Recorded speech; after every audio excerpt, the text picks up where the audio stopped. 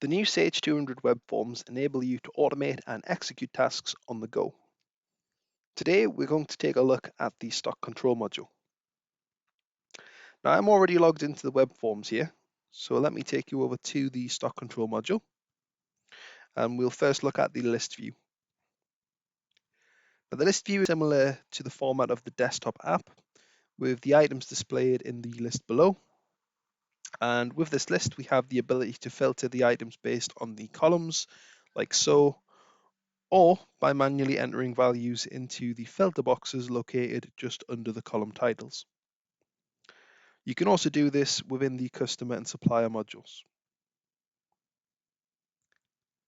The tasks which can be performed from this area are located just above the item list, and all of these tasks can be completed on the go. Take, for example, the transfer option. I may have just physically moved some items from one bin location to another, or maybe an entire different warehouse.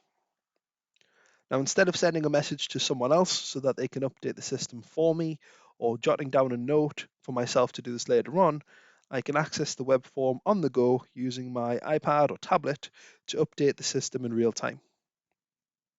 This is going to reduce the paperwork and mistakes which come from transcribing that kind of data, and I could just forget about my note.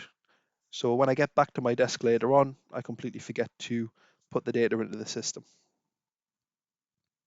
The same can be said for the stock takes. Using the forms, I would no longer need to print out a report to manually complete later on, which will then need to be keyed back into the software later anyways. From the web form, I can access the stock take enter values option just above the list here. And if I'm on the go, I can select the warehouse I'm currently in, and then I can select the stock take I would like to complete.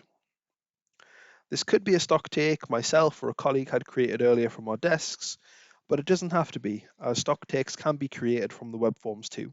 To enter the values, I can tap into the relevant actual quantity field and enter how many of that item I have in the location. Again, this is going to help reduce my paper waste and increase accuracy as I'm filling in exactly what I'm seeing as I see it.